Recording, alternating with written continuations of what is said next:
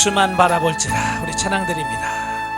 하나님의 사랑을 사모하는 자, 하나님의 평안을 바라보는 자, 너의 모든 것 창조하신 우리 주님이 너를 얼마나 사랑하시는지,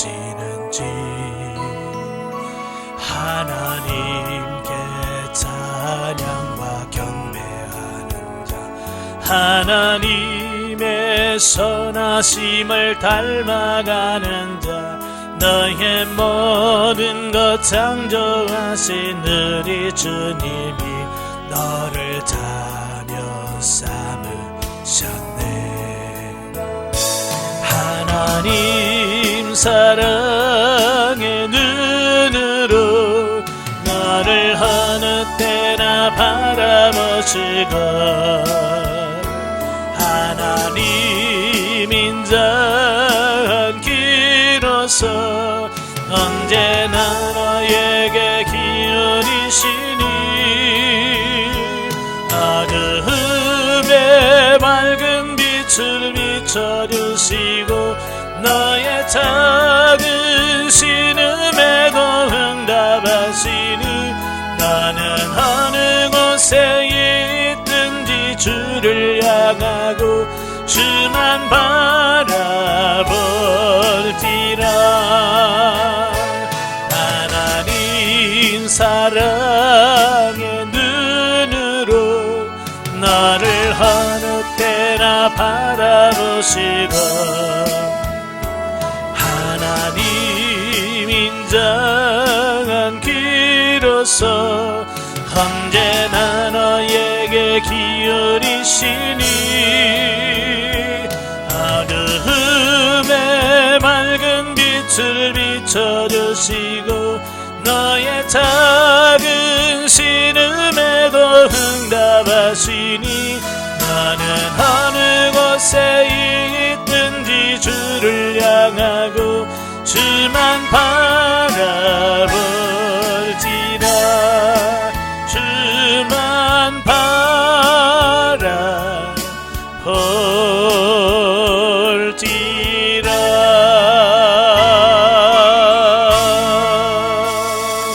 아멘. 기도하겠습니다. 은혜로우신 아버지 감사합니다. 오늘도 귀한 시간 허락해 주시고 우리를 훈련의 장소로 인도하셔서 요한계시록의 말씀을 같이 상고하게 하셔서 감사합니다. 오늘도 말씀을 날 때 그 말씀들이 살아있는 말씀이요 생명의 말씀이 될 수 있도록 성령님 우리를 도와주옵소서. 시종을 맡겨오며 예수님의 이름으로 감사하며 기도합나이다. 아멘. 이 시간에는 요한계시록 18장을 보도록 하겠습니다. 요한계시록 18장의 내용이 뭐냐면, 바벨론 곧 큰 음녀의 멸망 성취 선언과 그 애가 및 음녀 멸망에 대한 거듭된 예언적 선포가 나옵니다. 17장 18장에서는 그 큰 음녀로 말하는 그 바벨론이 멸망에 대한 말씀을 쭉 하고 있거든요. 자, 1절부터 8절이 뭐냐면 성취된 큰 성 바벨론의 멸망이니. 자, 보면은 바벨론은 멸망할 것이라고 선언한 전달락, 그리고 17장 15절부터 18절에 이어서 그 바벨론이 어떻게 멸망하는가에 대한 묘사를 생략한 채 큰 성 바벨론의 멸망이 성취되었다는 사실만을 선포하는 내용을 담고 있습니다. 그러니까 보통은 어떻게 멸망해 가는지, 보통 이제 그 이스라엘도 남유다가 명할 때 어떻게 망하는지 그 과정을 쭉 설명했잖아요. 근데 여기서는 그런 과정이 생략됐어요. 왜냐하면 아마도 저자는 바벨론의 멸망이 너무도 당연하고, 또한 바벨론의 멸망 원인이 이미 16장 18절부터 19절에 언급되어 있었기 때문에 이와 같이 멸망의 과정을 생략한 채 멸망의 성취만을 선언한 것으로 여겨진다. 네. 그러니까 앞에 17장에서 말씀드렸지만 여기서 말하는 바벨론은 어떤 나라가 아니에요. 세상에 있는 어떤 나라를 가리키는 것이 아니라, 왜냐하면 그 역사적으로면 그 바벨론은 BC 539년 메대와 바사 연합국에 의해서 멸망당하고요, 이스라엘에 없는 나라거든요. 예. 그렇기 때문에 이 바벨론은 어떤 한 나라를 가리킨다라기보다는 악을 조장하고 하나님을 대적하는 여러 나라들 또는 세속 문명 또 세속 문화를 의미한다라고 보면 되겠어요. 그러니까 하나님을 대적하는 그 모든 부분들을 다 바벨론이라고 알면 되겠어요. 그러니까 이것은 반드시 무너지고 말 것이다. 이걸 선언하고 있는 겁니다. 자, 한편 바벨론 멸망의 성취를 선포하는 내용을 담고 있는 내용을 자세히 살펴보면, 자, 넓게는 하늘에서 내려온 천사의 말과 1절부터 3절 말씀이죠. 그 다음에 하늘에서 하늘 자체에서 들려오는 말로 4절부터 8절로 구분되어집니다.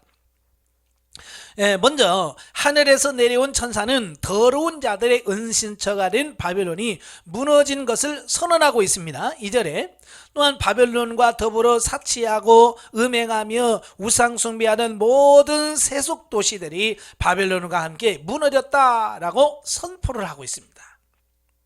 자, 그러니까 분야는 달라도 하나님을 떠난 문명, 문화 또 이런 모든 것들은 다 한편이라고 볼 수 있어요. 예. 그래서 바벨론이 망할 때 어때요? 이 모든 것은 어떻게 다 같이 망하는 거죠. 왜? 한편이기 때문에. 그리고 나서 하늘에서 음성이 들리는데요. 그 음성은 범죄하는 바벨론의 죄악에 참여하지 말라는 경고와 함께. 그래요. 자, 이 말씀 무슨 말씀이에요? 음성이 들리는데요. 하나님의 그 선택된 백성들에게, 하나님의 백성들에게 너희는 바벨론의 죄악에 참여하지 말라. 자, 이 말씀을 하셔요. 그러면 이 말씀을 하신 이유는 무슨 뜻이겠어요? 아직까지도 하나님을 믿는다고 하면서도 심각한 고난 속에, 그러니까 핍박과 여러 7년 대환란 속에서 지금 왔다 갔다, 그러니까 지금 정말 신앙을 지킬까 버릴까라고 하는 그 갈등 속에 있는 사람들이 여전히 있다는 얘기를 하고 있는 겁니다. 그러니까 심각한 핍박과 고난 중에서 세상에 타협하거나, 그러니까 666표를 받거나 그 세상에 굴복해서 다시 옛생활로 돌아가고 싶은 이런 성도들이 지금까지도 있다는 얘기를 하고 있는 거예요. 그래서 끝까지 견디는 자는 구원을 얻게 될 것이다.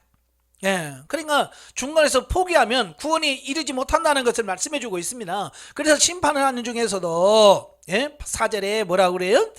하늘로부터 다른 음성이 나서 이르되 내 백성아, 이 내 백성은 뭐예요? 하나님의 택한 백성들을 말하지. 그들에게 뭐라고 그래요? 거기서 나와. 거기가 어디요? 바벨론입니다. 세속 문화, 세속 문명 속에서 지금 방황하고 있는 그 심령들을 말합니다. 거기서 나와서 그의 죄에 참여하지 말라. 그가 받는 재앙들을 받지 말라.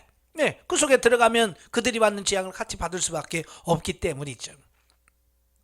자, 그 다음에 교만하고 사치하며 음행하고 우상숭배한 바벨론을 그 죄에 합당하게 그 지은 행위대로 벌하여 사망과 애통과 배고픔의 고통을 느끼도록 심판하신다는 선언을 하고 있습니다.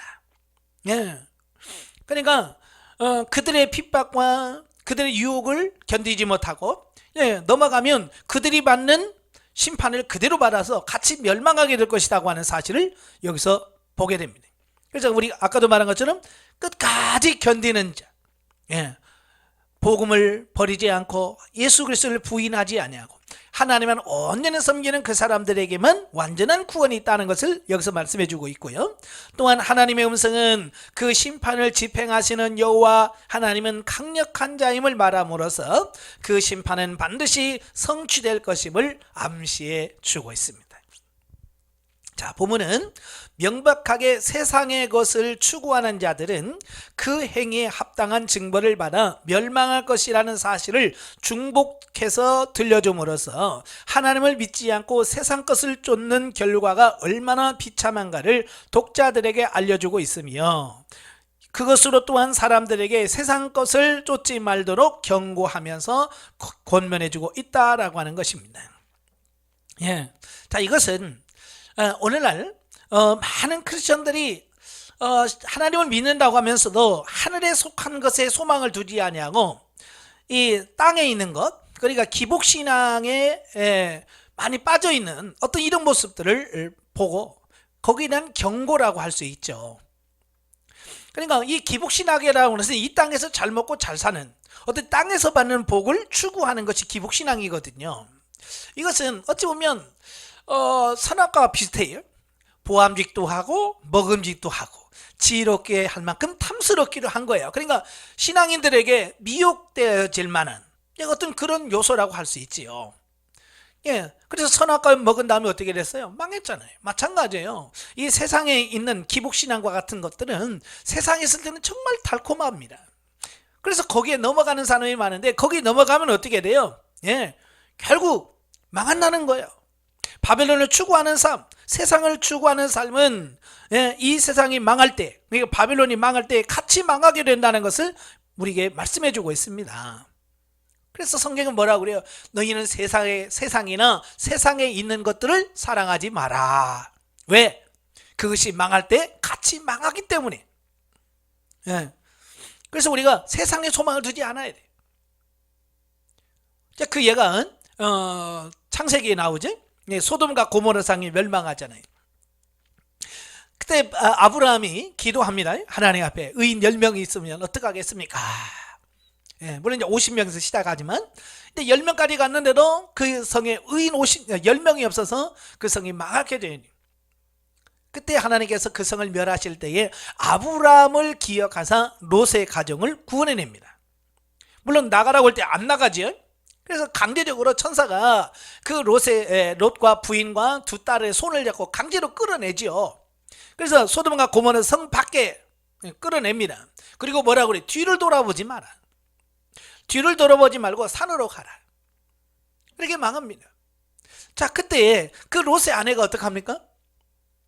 가다가 뒤를 돌아봤잖아요. 여기서 뒤를 돌아봤다라고 하는 것은 단순히 어떻게 되나 보려고 하는 그런 차원이 아니라 거기서 뒤를 돌아봤다는 말은 그 소돔과 고모라 성의 애착, 마음이 있어서 발걸음이 안 떠지는 거죠. 저걸 두고 어떻게 가라고 하는 어떤 하지만 그 롯의 아내는 소돔과 고모라 성의 애착이라고 할까요? 미련, 소망, 그게 다 거기 있었기 때문에.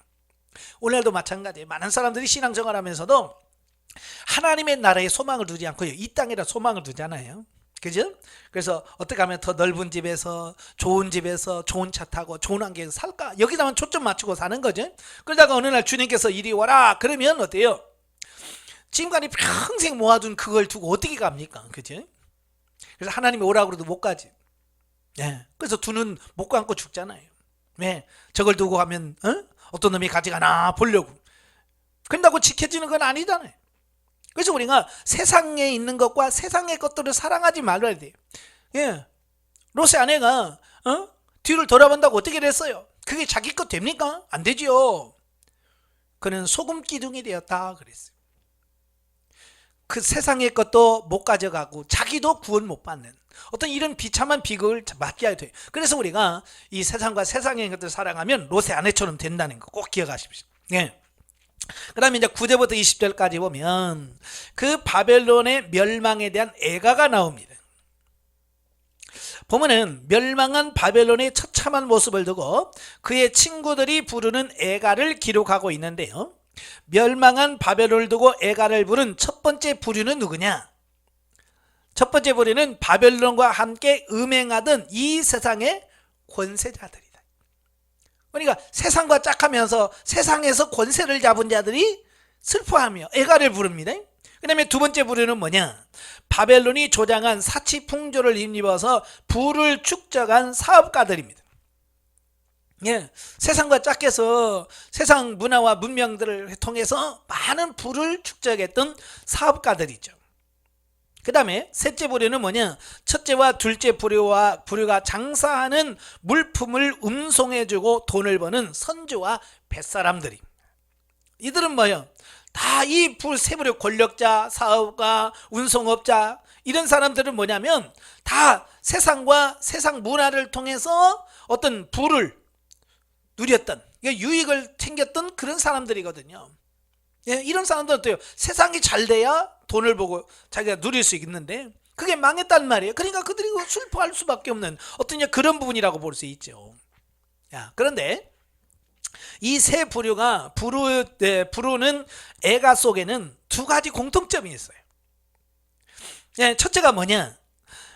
이 세 부류가 모두 바벨론이 받는 심판이 자신들에게도 미칠까 염려하여 멀찍이서 애가를 불렀다는 것이에요.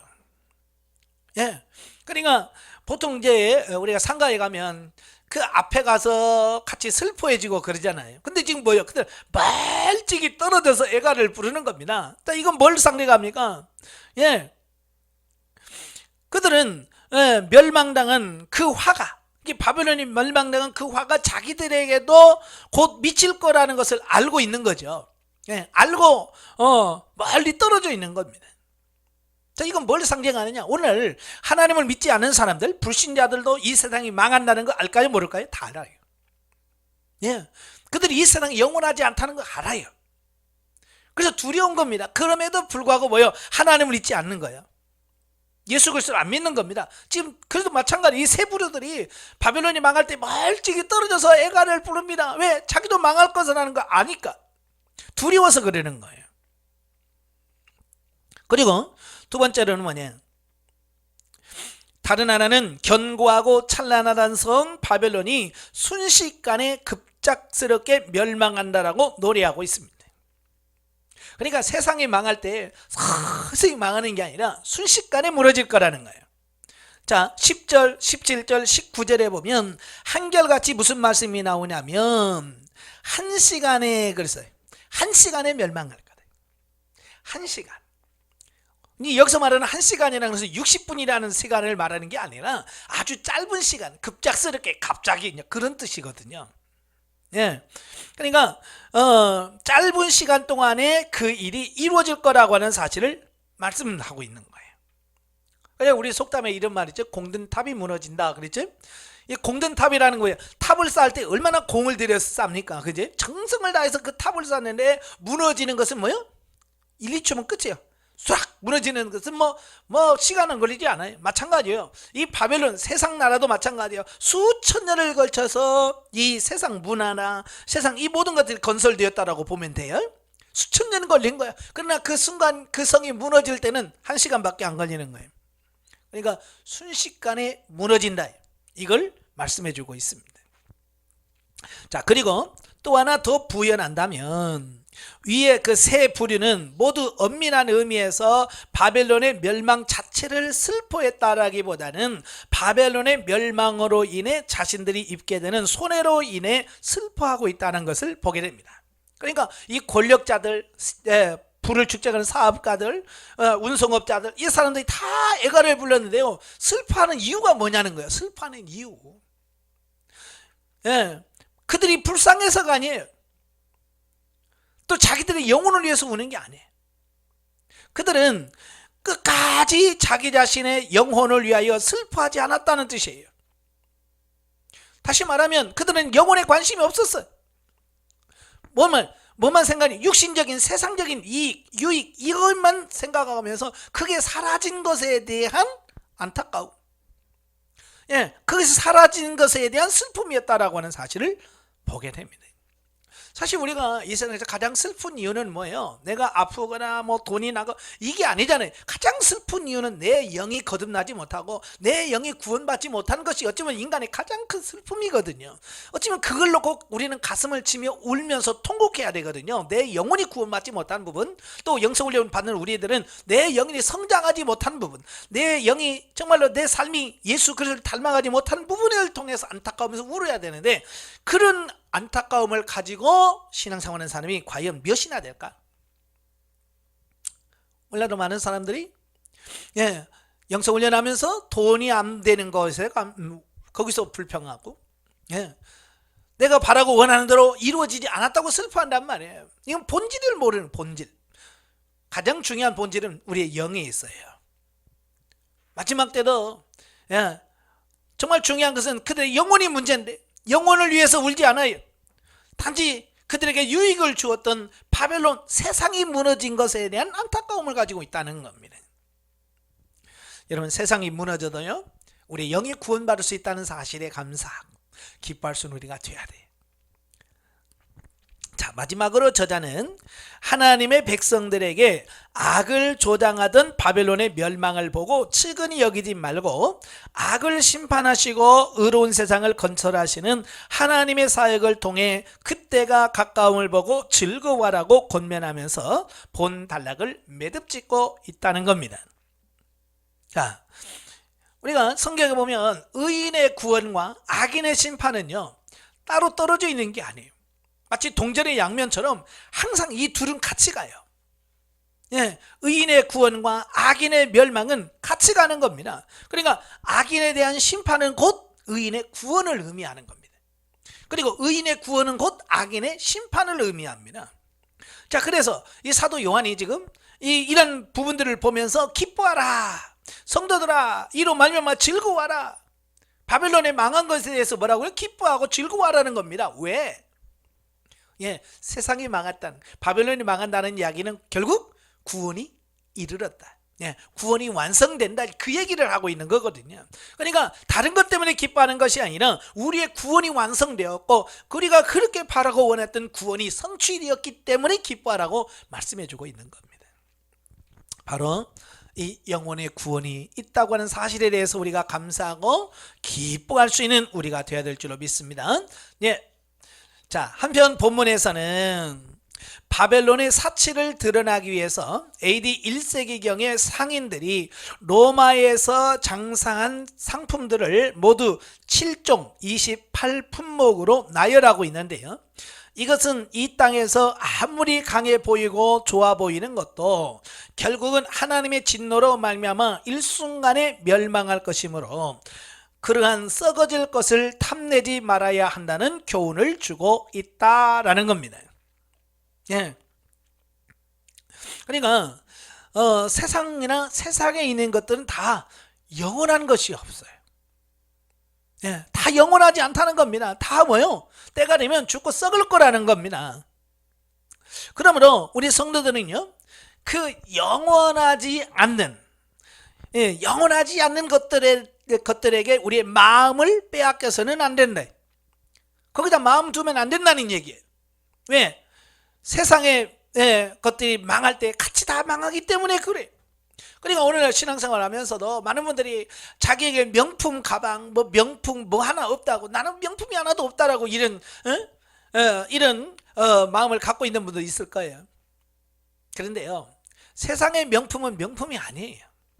왜? 세상이 망할 때 같이 망하기 때문에 그 명품이 될 수가 없어. 그러나 하나님의 나라에 속한 것은요, 진정한 명품이에요. 왜? 세상이 망해도 영원히 존재하기 때문에. 그래서 우리가 세상에 죽고 썩을 명품을 위해서 살지 말고, 세상 것을 얻기 위해서 우리가 신앙생활하면 안 되고, 정말 영원히 썩지 않고 죽지 않고 쇠하지 않는 영적인 진짜 명품, 그 명품을 위해서 일할 수 있는 우리가 되어야 될 줄로 믿습니다. 예. 세상과 세상의 것들은요 반드시 망합니다. 네. 그래서 거기에 마음 두지 말아요. 자, 마지막으로 21절부터 24절까지 보면 바벨론에 대한 최종적 멸망 선언이 나옵니다. 자, 보면은 하나님의 진노의 심판으로 말미암아 멸망한 바벨론이 다시는 회복되지 못할 것에 대한 선언적으로 예언하는 내용과 멸망당한 이유 세 가지를 여기서 말씀해 주고 있습니다. 자, 먼저 멸망당한 바벨론이 다시는 회복하지 못한다는 것을 하나의 비유를 들어서 설명했는데요. 뭐냐면 거대한 연자맷돌이 한 번 바다에 빠지면 물 위에서는 다시 볼 수 없다는 사실을 비유하고 설명해 주고 있습니다. 예, 그래서 이제 연자맷돌이라고 하는 것은 이제 곡식을 가는 맷돌이 있죠. 맷돌은 사람이 이렇게 돌려서 가는 것을 맷돌이라고 그럽니다. 연자맷돌은 뭐냐? 이 소나 말, 또 낙이나 노새들을 통해서 짐승을 통해서 돌리는 큰 이런 맷돌을 연자맷돌이라고 그래요. 예. 그러니까 작은 맷돌도 바다에 던지면 그게 저절로 떠요? 안 뜨죠. 근데 이 큰 연자맷돌을 바다에 던지면 다시는 그것이 물 위로 뜬다는 보장이 없어요. 예, 그죠? 그러니까 다시 물 위로 건져 올릴 수 없다는 거예요. 이건 뭐냐면 한번 망하면 다시는 회복함이 없다. 회복 불가능하다. 이것을 비유적으로 설명한 거예요. 연자못들을 바다에 던져봐라. 빠뜨리면 그 연단민들이 다시 돌아오겠냐? 안 한단 말이에요. 다시 말하면 바벨론이 한번 망하면 영원히 망한다. 다시는 회복이 없다. 자, 이걸 말씀해주고 있는 겁니다. 자, 구체적으로 바벨론의 사업 활동 및 문화 활동, 또 결혼, 그리고 일상생활이 전면적으로 중지될 것을 예언하고 있습니다. 그래서 22절 23절에 보면 검은 고 타는 자와 풍냐는 자들과 퉁소 부는 자와 나팔 부는 자들의 소리를 결코 다시 내 안에서 들리지 아니하며, 여기서 검은 고, 풍요, 퉁소는 뭘 말합니까? 문화생활을 말하죠. 세상에서 말하는 세속 문화를 의미합니다. 그 다음에 어떤 생업업자든지, 생업업자는 뭡니까? 산업활동을 말하죠. 내 안에서 보이지 아니하고 맷돌 소리가 결코 다시 내 안에서 들리지 아니할 것이다. 이건 사는 일상생활을 말합니다. 그 다음에 등불빛이 결코 다시 내 안에서 비추지 아니하고 신랑과 신부의 음성이 결코 다시 내 안에서 들리지 아니하고, 그래서 결혼이 이제 다시는 결혼하는 일이 없을 거라고 하는 것을 여기서 말씀해 주고 있습니다. 그러니까 바벨론이 망하면서 뭐든 거요, 일상생활, 사람들이 지금 우리가 누리고 사는 문화, 어떤 산업, 결혼, 이런 일상생활 모든 것이 뭐예요? 다 무너진다, 끝난다. 이걸 말씀해 주고 있는 겁니다. 바벨론이 망할 때 이게 다 망하는 거예요. 그래서 큰 성 바벨론의 멸망이 옛적에 흥성했다가 영원히 멸망당한 소돔과 고모라와 같이 철저하고도 회복 불가능하게 망할 것이라고 하는 것을 선언하고 있습니다. 우리가 소돔과 고모라 성을 알죠? 아브라함 때에 하나님의 징계로 멸망당한 그 소돔과 고모라, 지금도 분명하게 이 소돔과 고모라가 어디 있었는지는 명확하진 않아요. 그러나 많은 학자들이 뭐라고 생각하냐면 지금 소돔과 고모라 성이 있는 장소가 어디냐? 사해 밑바닥일 거다. 하나님의 징계로 말미암아 아예 세상에서 존재하니 아무도 찾아볼 수가 없다. 이게 뭐야? 철저하게 멸망당할 것이다. 자, 이걸 말씀해 주고 있습니다. 그러니까 아무 흔적이 없어. 저도 사해 바다 가봤지만 소돔과 고모라 성이 어디 있었는지 알아볼 수 없습니다. 그리고 완벽하게 무너지는 어떤 이런 부분을 말씀해 주고 있습니다. 자, 본문 후반부에는 바벨론이 어떤 죄악으로 인해 그와 같이 회복 불가능한 멸망에 처하게 됐는가라고 하는 죄상 3가지를 말씀해 주고 있습니다. 그러니까 하나님이 세상을 심판할 때는 반드시 이유가 있죠. 심판은 그 원인은 단 한 가지예요. 죄예요. 세상이 망하는 이유는 다른 거 없어요. 범죄야. 범죄한 결과라고 할 수 있는 거예요. 그 죄가 뭐냐? 여기 보면 17장 2절에 보면 음행. 17장 2절에 보면 음행이 냅니다. 땅의 임금들도 그와 더불어 음행하였고 땅에 사는 자들도 그 음행의 포도주에 취하였도다 그랬어요. 그 다음에 6절에 뭡니까? 또 내가 보면 이 여자가 성도들의 피와 예수의 증인들의 피에 취한지라. 여기서 피를 취했다고 하는 말씀은 뭐예요? 사람을 죽인 걸 말하죠? 순교를 말합니다. 정말 하나님을 믿는 신실한 자들을 죽이는 살인죄를 말합니다. 그 다음에 18장 3절에 보면 그 음행의 진노의 포도주로 말미암아 만국이 무너졌으며 또 땅의 왕들이 그와 더불어 음행하였으며 땅의 상인들도 그 사치의 세력으로 치부하였도다 하더라. 여기서 말하는 치부라는 말씀이 있어요. 이 치부는 뭐예요? 자기를 부자로 만드는, 그러니까 하나님을 위하여 물질을 쓰고 하나님을 사는 게 아니라 온통 자기를 위하여 그 부를 축적하는 어떤 이런 부분들이 그들의 심판받는 원인이 죄가 되더라라는 겁니다. 자, 이어 다시 한번 더 언급함으로써 본서의 독자들로 하여금 그 죄악에 빠지지 않도록 경계시키고 있습니다. 이렇게 거듭거듭 말씀하신 이유는 뭐예요? 오늘날 신앙생활인 저와 여러분들에게 너희도 이 같은 죄를 지으면 너희도 같이 망한다. 그러니까 쉽게 말하면 죄 짓지 마라. 이 경고성 메시지라고 볼 수 있는 거죠. 자, 본문이 언급하고 있는 음녀 바벨론에 첫 번째 죄악이 뭐냐? 첫 번째 죄악은 돈을 가진 자들이 땅의 왕이 되게 하는 풍조. 곧 돈만 가지면 세상을 지배하게 하는 배금주의 풍조를 조성한 것이다 라고 하는 겁니다. 예. 일반 세상은 모든 게 뭐냐면 돈이 최고야. 돈만 있으면 다 돼. 그래서 배금, 그러니까 이 금을 상징하는, 숭배하는, 이렇게 돈, 물질을 숭배하는 어떤 그런 것을 배금주의라고 하거든요.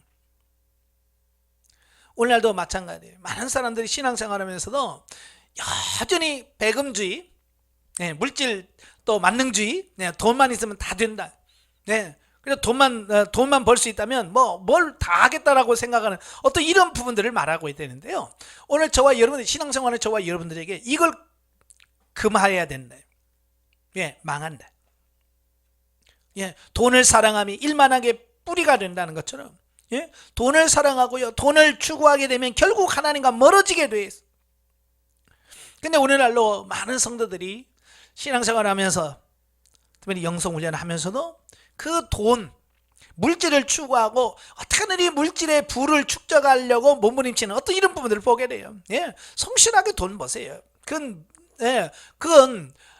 죄가 아니에요. 자기가 성실하게 일해서 돈을 버는 것은 죄가 아니에요. 그러나 그 돈이 목적이 되고요, 그 돈 때문에 하나님과 멀어진다면 더 이상 그건 순수한 게 아니죠. 그래서 우리가 이 돈을 쫓고 물질을 추구하는 이 세상, 이 삶은 바로 바벨론이 추구하는 것과 같다는 겁니다. 두 번째는 반기독교적인 우상숭배 행위로 사람들을 미혹한 것이다. 그러니까 하나님은 뭐라고 그랬어요? 우상을 만들지 말며 섬기지 말며 거기 절하지 마라. 그러니까 이 기독교 있는 것은 뭐예요? 우상을 만들거나 섬기면 안 돼요. 근데 그런데 뭐예요? 그것을 만들어서 사람들을 유혹하고 미혹해서 진리에서 벗어나게 만드는 이런 것들이. 그 다음에 세 번째 죄악은 하나님의 백성들을 핍박하고 죽인 것이다. 선지자들과 성도들을 죽이고 핍박한 것, 바로 이런 부분들이 바로 그 바벨론의 죄고, 그 죄로 인하여 하나님의 심판할 수밖에 없다는 것을 말씀해 주고 있습니다. 그러니까 성경 곳곳에서 우리에게 가르쳐 주는 게 뭐냐면, 죄가 있는 곳에는 반드시 하나님의 심판이 있다. 하나님의 심판의 원리는 뭐예요? 심은 대로 거두고 행한 대로 받게 하겠다. 이게 하나님의 심판의 원리, 원칙이거든요. 오늘 말씀에도 그 바벨론이 망한다는 이야기는 결국 심은 대로 행한 대로 그들이 받게 하겠다라고 하는 이 원리가 그대로 적용되어지고 성취되어진 부분이다. 이걸 말씀해 주고 있습니다. 그래서 지금 우리는 당할 세상과 세상에 있는 것들에 얼마나 마음을 두고 있지는 않는지, 내가 지금 하나님만 믿고 하나님만 따르는지, 아니면 세상에다가 마음을 두고 있지 않는지 우리 자신들 점검해 보셔야 돼. 그래서 우리 마음속에 바로 이런 부분이 있다면 빨리 내려놓으시고 우리가 주만 바라보는 저와 여러분이 되어야 될 줄로 믿습니다. 자, 마지막으로 이제 성경 계시발전사적 이해를 보도록 합니다. 자, 오늘 18장 6절에 보면, 그가 준 그대로 그에게 주고 그의 행위대로 갑절을 갚아주고 그가 섞은 잔에도 갑절이나 섞어 그에게 주라. 그래서 여기서 행위대로 갑절을 갚아, 여기 있죠, 행위대로라는 말이 있잖아요. 이 행위대로 또는 행한 대로. 자, 이 부분을 놓고 같이 한번 보도록 하겠습니다. 자, 이걸 일명 우리가 이제 동해보복법이라고 하거든요. 다른 말로 탈레오법이라고도 하는데요. 자, 이건 뭘 말하냐면, 눈에는 눈, 이에는 이라. 많이 들어보셨죠? 눈에는 눈, 이는 이야 라고 하는 어떤 이런 부분이죠. 자, 이건 뭘 말하냐면, 동일한 상해나 배상의 원칙을 적용한 일종의 처벌법입니다. 그러니까 범죄한 사람들을 어떻게 처리할 거냐, 어떻게 처벌할 거냐라고 하는 부분에서 상한 대로 그대로 하면 돼. 눈을 다치게 했으면 너도 눈을 다치게 하고, 예? 이를 뺐으면 너도 이를 빼면 되고, 이런 거거든요. 똑같이 내가 당한 그 부분에서 똑같이 갚아주는 것을 동해보복법이라고 말합니다. 자, 그런데 문제는 뭐냐면 이 법을 하나님께서 주실 때 목적이 있단 말이에요. 왜 이 법을 주셨을까? 보통 사람들은 보복해라, 성경에도 말씀했잖아, 눈에는 눈, 이는 이라고 했다, 보복해라, 이렇게 가르친단 말이에요. 그러나 원래 하나님께서 이 법을 주신 목적은 그게 아니라는 거예요. 예? 오해하면 안 돼요. 이 법을 제정하신 목적이 뭐냐? 우선 범법자에 대한 규제를 통하여 사회 정의와 질서를 유지하는 데 있습니다. 그러니까 죄를 짓는 자들을 이런 징계를 통해서 다시는 그런 피해를 주지 않도록 하도록 하는, 그러니까 범죄를 방지하는, 죄를 짓는 것을 방지하는 차원에서 이 법을 하나님께서 주신 거라는 겁니다. 다시 말하면 이런 거예요. 자신이 범죄하면 자기가 죄진 그대로 자기가 당하는 겁니다. 그러니까 사람들이, 야, 내가 이렇게 죄를 지면 이렇게 내가 벌을 받는데 내가 굳이 그렇게 할 이유가 없잖아, 이런 거죠. 그러니까 다른 사람을 죽이면 내가 죽어, 그러면 다른 사람을 죽일 때 이 사람 죽이면 내가 죽는데, 그래서 죽이지 말라는 거예요. 그래서 예방 차원에서 하나님께서 주신 거라는 얘기예요. 예방 차원에서 범죄하지 않도록 하려고 하는 어떤 이런 부분들을 보게 됩니다. 그래서 과거에서도 보면 이 죄를 징계할 때 보면 그 사람이 지은 죄보다도 훨씬 더 강력한 처벌을 하게 되면 죄를 많이 줄일 수 있습니다. 그러니까 그 사람이 죄를 진 것보다도 더 많은 징계가 하면 손해보다는 알잖아요. 그러니까 그 손해를 보지 않기 위해서 한다 그 말이에요. 그런데 지금은 어때요? 어찌 보면 너무 형벌이 약해요. 저도 이제 뉴스를 듣다 보면 깜짝깜짝 놀라는 게 뭐냐면, 사람을 죽이고 했는데도 불구하고 징역 10년 살고 나오고, 네? 우리 잘 아는 조두순 사건 나오잖아요. 그 어린 6살밖에 안 된 아이를 그렇게 해놓고도 10몇 년 살고 나오잖아요. 예. 이런 부분들을 보면서 많은 사람들이 죄를 지면서 무슨 생각을 했겠어요? 아이고 감옥에서 몇 년 살다가 나오면 되지 사람 죽여놓고도 10년만 살면 돼 라고 하는 어떤 그런 생각들 때문에 어떻게 돼요? 다른 사람의 생명을 경시하게 되는 거예요. 그래서 계속해서 죄를 또 짓게 되고 한다 그 말이에요. 그래서 눈에는 눈, 이라고 하는, 이는 이라는 말은 그가 행한 대로 벌을 주어서 다시는 그게 죄를 짓는 것이 이익이 아니라 손해라고 하는 사실을 깨닫도록 만들어서 범죄하지 않도록 하는, 죄를 방지하는 차원으로서 하나님께서 이 법을 주셨다라는 사실입니다. 자, 또 한 가지는 더 근본적으로는 그 보복의 악순환을 막고 억울한 피해를 예방하고자 하는 데 있다는 얘기예요. 그러니까 사람들은 자기가 피해를 보면 그 안갚음, 보복하고 싶은 심리 그런 게 있잖아요. 그죠? 그래서 사람들은 그 심리가 보복하려고 했을 때 내가 받은 것 이상으로 갚아주고 싶은 어떤 그런 욕망들이 있는 거죠. 다시 말하면 한 대 맞았으면 한 대만 때려야 하는데 한 대 더, 2대, 3대 때리고 싶은 그런 마음이 있는 거예요. 그래서 하나님께서 그러지 말라. 보복의 악순환을 끊는 거예요. 그래서 억울한 피해를 예방하고자 하는 측면에서 주셨다라고 하는 겁니다. 다시 말하면 하나님의 나라는 공의의 나라예요. 공의. 이 공의라고 하는 말은 공정한 도리라고 하는 거예요. 공정한 도리인데 누구나 다 공평해야 된다는 거예요. 누구가 손해보면 안 된다는 거예요. 모든 사람들이 다 불평이나 원망이 없어야 된다는 거예요. 이게 하나님의 나라의 기본 원리가 공평, 공의란 말이에요. 그게 하나님의 뜻이란 말이에요. 그래서 똑같이 하는데 누구는 억울해, 나는 억울하다 라고 하면 그건 공의가 아니라는 얘기예요. 그러니까 서로 만족해서 됐다 라고 서로 만족해야 그게 공의가 성립이 되어지는 겁니다. 지금 세상에서 재판이 계속 많지요. 재판을 해도 한쪽에서 불만을 갖고 있습니까? 예, 공평하지 않다는 얘기예요. 많은 사람들이 죄를 짓고 법원에서 재판을 받지요. 예, 재판을 받고 나면 한쪽에서는 막 억울하다고 그러잖아요. 왜 그럽니까? 공의가 없다는 얘기예요. 공평하지 않다는 거예요. 누군가의 한쪽으로 치우쳤다는 얘기예요. 참 우리나라도 보면 참 그래요. 예, 사람을 죽여놓고도 뻔뻔스럽게 얼굴 들고 나가는. 그래서 마스크 쓰고 모자 씌우고 예? 그래서 덮어놓고 예, 범죄자를 이렇게 데려가고 하는 거 보잖아요. 자, 그들이 주장하는 게 뭐예요? 예, 이 범죄자의 인권이 중요하다. 범죄자도 인권이 있다. 네, 인권 없다는 얘기 아니에요. 인권이 있습니다. 그러나 그런 피해자의 인권은 어디 있어요? 지금 우리나라가 가장 문제가 되는 게 뭐냐면 범죄자의 인권은 있는데 피해자의 인권은 없다는 얘기예요.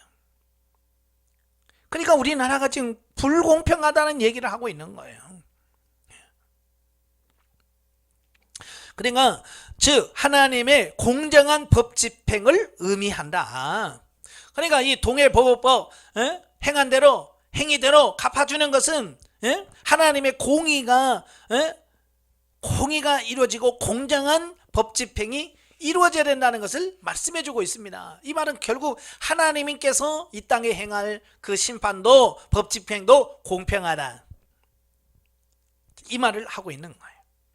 그래서 눈에는 눈, 이에는 이라는 말이 성경에 3번 나옵니다. 예.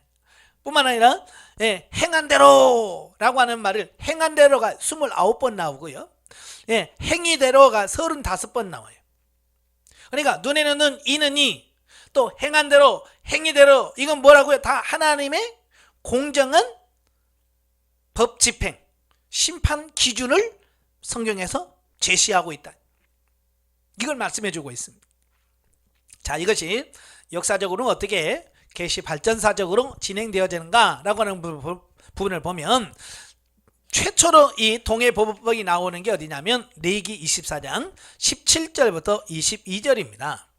예, 레위기 24장을 보면 24장 17절 22절 보면 사람을 쳐 죽인 자는 반드시 죽일 것이요 짐승을 쳐 죽인 자는 짐승으로 짐승을 갚을 것이며 사람이 만일 그 이웃에게 상해를 입혔으면 그가 행한 대로 그에게 행할 것이니 상처에는 상처로 눈에는 눈으로 이에는 이로 갚을지라. 남에게 상해를 입힌 그대로 그에게 그렇게 할 것이며 짐승을 죽인 자는 그것을 물어줄 것이요 사람을 죽인 자는 죽일 것이니 거류민이나 에게든지 본토에게든지 그 법은 동일하게 할 것은 나는 너희의 하나님 여호와임이니라.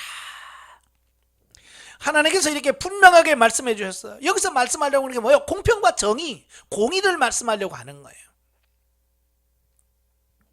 다시 말하면 아까도 말한 것처럼 누구에게 피해가 가면 안 되는, 누구 한 사람이 억울하면 안 된다는 거예요. 그래서 그대로 하라는 거예요.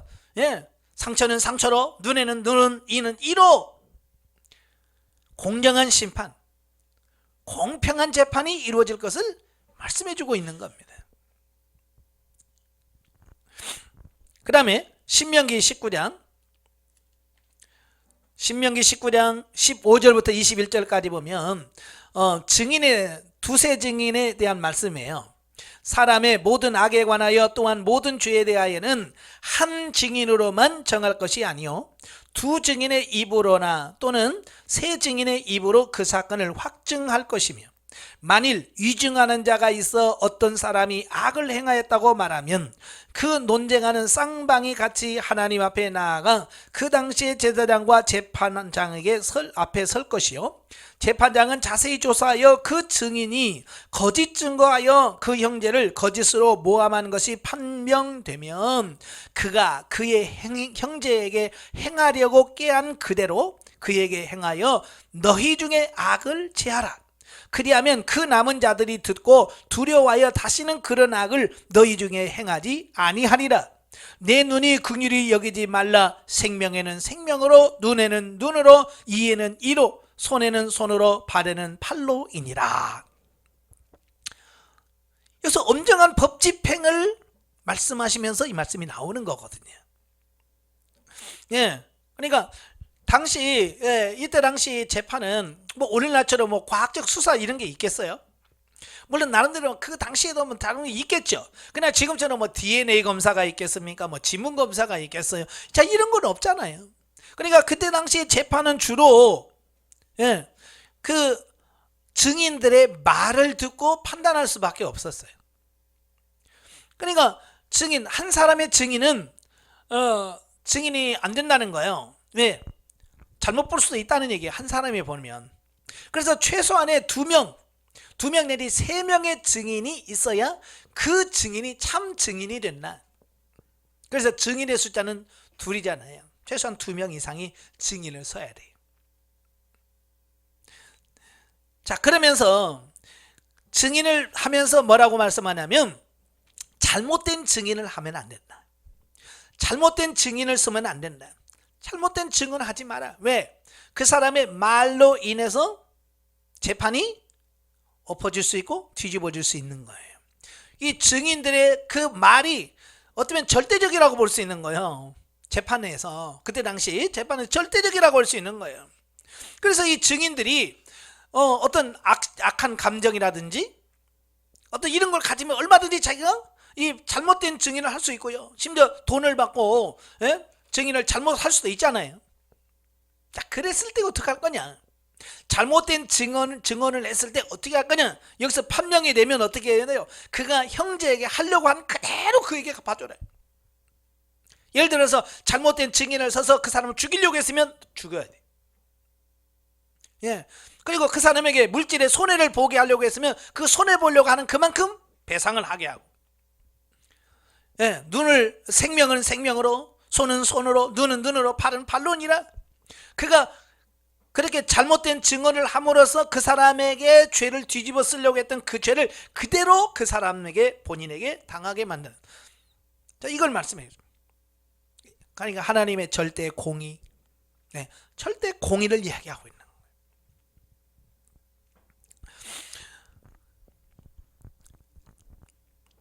자, 세 번째 사사기 1장에 보면 이래 가나안에 들어갔어요. 가나안에 들어가서 여호수아가 죽은 이후에 그 유다 지파와 시몬 지파가 같이 하나가 되어서 그 아도니 베색과 싸워서 전쟁에 승리하는 이런 모습이 나와요. 하나님께 기도하면서 올라가죠. 자, 그때 그들이 올라가서 누구를 붙잡냐면 아도니 베색을 만납니다.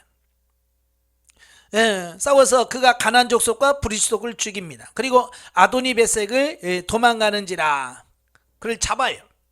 근데 이 아도니 베색이 뭔 짓을 했느냐? 무슨 짓을 했느냐? 보니까 뭐예요? 7절에 아도니 베색이 이르되 옛적에 70명의 왕들이 그들의 엄지손가락과 엄지발가락이 잘리고 내 상 아래서 먹을 것을 줍더니 하나님이 내가 행한 대로 내게 갚으심이로다 하니래. 유다 족속과 시몬 족속들이 아도니 베색을 잡아가지고 그가 예전에 일전에 했던 그걸 똑같이 해주는 겁니다.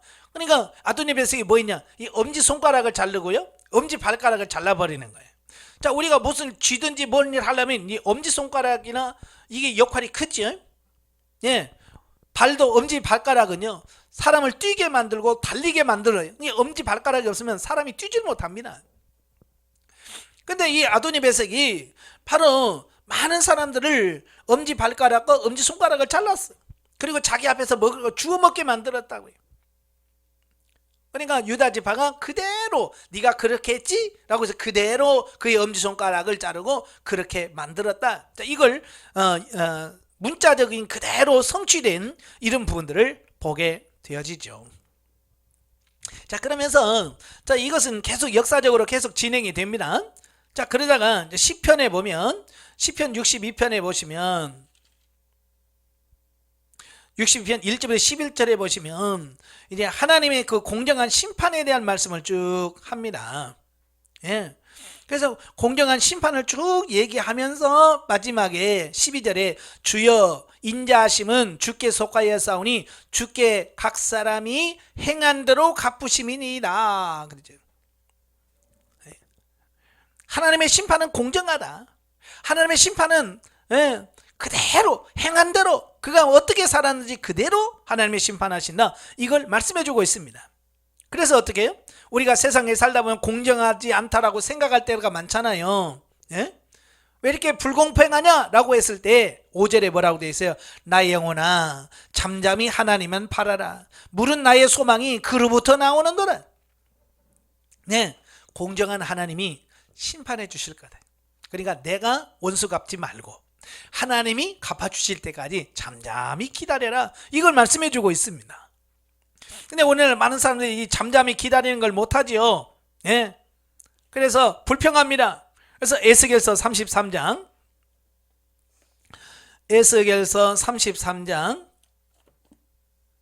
17절부터 20절까지 보면 그래도 내 민족을 말하기를 주의 길이 바르지 아니하도다 하는도다. 그러나 실상은 그들의 길이 바르지 아니하니라. 만일 의인이 돌이켜 그 공의에서 떠나 죄악을 범하면 그가 그 가운데서 죽을 것이고 만일 악인이 돌이켜 그 악에서 떠나 정의와 공의대로 행하면 그가 그대로 말미암아 살리라. 그러나 너희가 이르기를 주의 길이 바르지 아니하다 하는도다. 이스라엘 족속아 나는 너희가 각기 행한 대로 심판하리라 하시니라. 예, 하나님께서 그대로 행하시는데도 불구하고 사람들은 뭐요? 공평하지 않다라고 생각한다는 거예요. 그래서 불공평하다라고 원망하고 불평하고 있다라고 하는 겁니다. 다시 말하면 지금 에스겔서는 바벨론 포로로 끌려가 있는 상태에서 쓴 책이죠. 그러니까 그들이 이스라엘 백성들이 바벨론으로 포로로 끌려가서 이게 다 너희들의 죄 지은 결과야 라고 말하니까 아닙니다. 이거는 하나님이 너무한다. 불공평하다 이렇게 말할 때 에스겔 선지자가 그들에게 말합니다. 네? 너희가 각각 행한 대로 심판하리라. 하나님은 너희들이 행한 대로 갚아주시는 분이지 그 이상도 아니야. 하나님의 심판은 결코 불공평하지 않아. 공평해. 이걸 말씀해 주고 있는 겁니다. 네, 하나님의 심판은 항상 공평하다. 자, 이걸 말씀해 주고 있습니다. 자, 그래서 구약 시대는 이렇게 어찌 보면 재판에서나 어떤 삶에 있어서 이 공정과 공평을 강조를 많이 합니다. 예. 자, 그런데 이 신약 시대에 넘어오면서 예수님은요, 이 법을 한 차원 업그레이드 합니다. 자, 마태복음 5장 38절에서 48절까지 보면 또 눈은 눈으로 이는 이로 갚으라 하였다는 것을 너희가 들었으나 이미 유대인들은 다 알고 있는 내용이에요. 나는 너희에게 이르노니 악한 자를 대적하지 말라. 누구든지 내 오른뺨을 치거든 왼편도 돌려대며 또 너를 고발하여 속옷을 가지고자 하는 자에게는 겉지도 가지게 하며 또 누구든지 너를 억지로 오리를 가게 하거든 그 사람과 심리를 동행하며 내게 구하는 자에게 주며 내게 꾸고자 하는 자에게 거절하지 말라. 예. 그러면서 또 내 이웃을 사랑하고 내 원수를 미워하라 했다는 것을 너희가 들었으나 나는 너희에게 이르노니 너희 원수를 사랑하며 너희를 박해하는 자를 여 기도하라. 자, 구약에서 눈에는 눈, 이는 이라고 하는 그 철저한 보복, 어떤 이런 것들을 가르쳤다면 예수님께서는 그걸 한 차원 뛰어넘는 차원이 다른 이 부분을 말씀해 주고 있습니다. 예, 이게 보복하지 말라는 거예요. 은혜와 사랑의 법으로 바꿔버렸어요. 어쩌면 유대인들은 큰 충격이죠. 예, 그걸 어떻게 할 수 있느냐? 오늘날도 많은 크리스찬들이 이 예수님의 이 마태복음의 산상보훈 이 말씀을 보면서 그걸 어떻게 할 수 있냐라고 말합니다. 이건 하나님의 나라의 진짜 사랑과 은혜의 법에서만 이게 가능하다. 율법으로는 이게 불가능하지요. 예? 율법으로는 반드시 눈은 눈, 이는 이로 해야 돼. 그러나 복음에서는 오리를 가려면 심리를 가지고 오른뺨을 때리거든 왼편도 돌려대고 속옷을 달라면 겉옷을까지 줄 수 있는 그런 삶이 되어야 된다. 이걸 한 차원 뛰어넘는 부분을 말씀해 주고 있습니다. 예. 자, 로마서 12장에 보면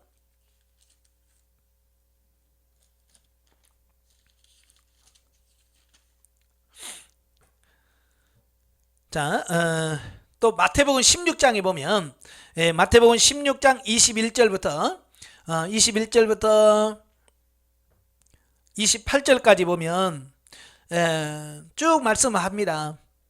자, 그러면서 마지막 28절에 뭐라고 말씀하냐면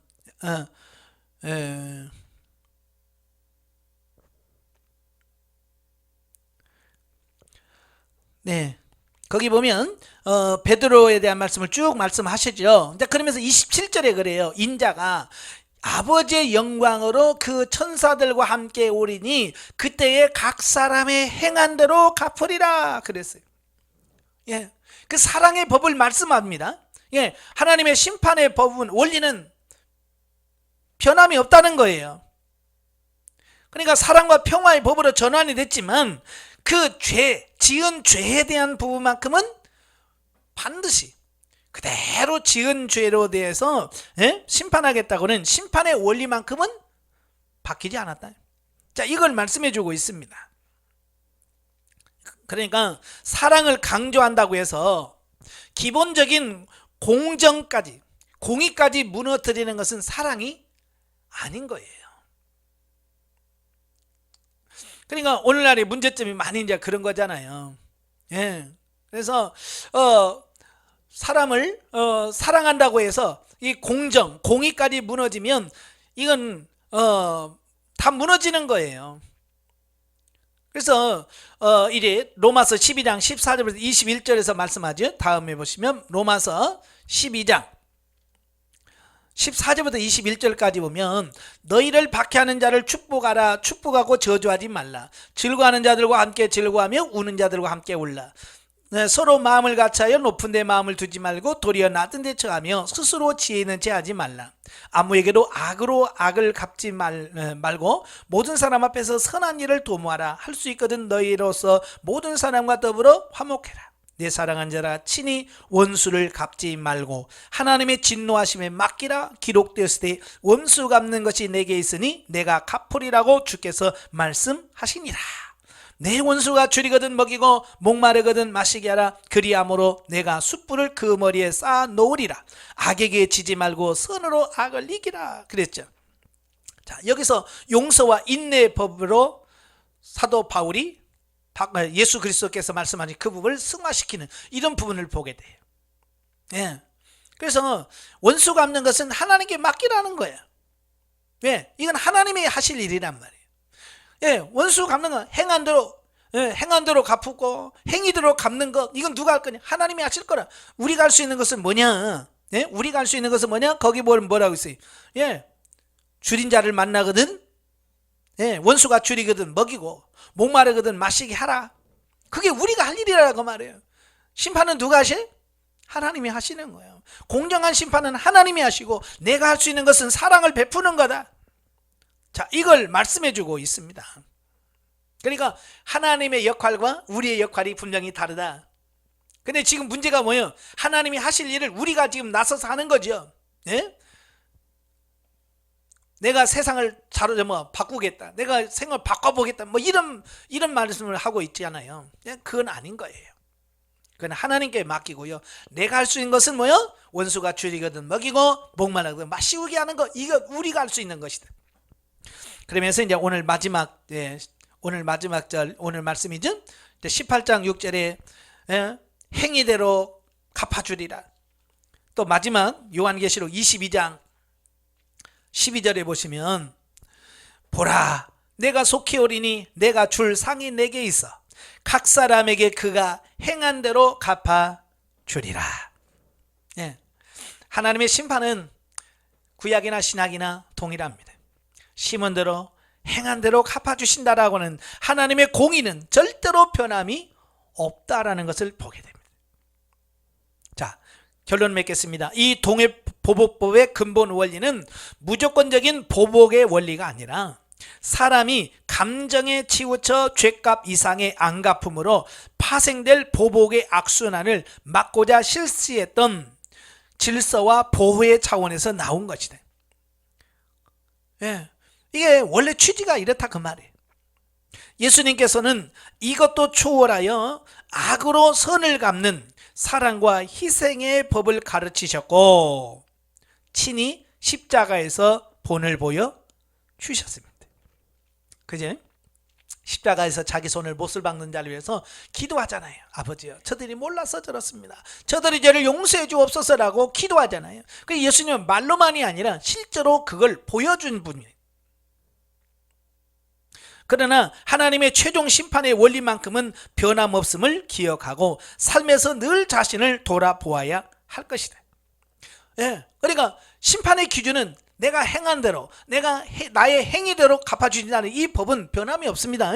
예, 그래서 우리가 늘 하나님 앞에 살 때에 정말 하나님 앞에서 어떻게 심판을 받을 것인가를 생각하면서 우리가 바르게 살아지는 이런 삶이 되어야 된다. 예, 이걸 꼭 기억하셔야 돼. 우리는 반드시 하나님 심판대 앞에 서게 돼 있어요. 그때 부끄러움 당하지 않도록 하셔야 돼. 자, 그래서 우리가 원수 갚는 것은 하나님께 있다. 내가 원수 갚으려고 하지 마라. 우리가 할 수 있는 것은 뭐라고 그랬어요? 줄인 자에게 먹을 것을 주고 목마른 자에게 마실 것을 주는 게 우리가 할 일이고, 공정한 심판은 누가 하실 거냐? 하나님이 하실 거니까 하나님의 손에 맡겨라.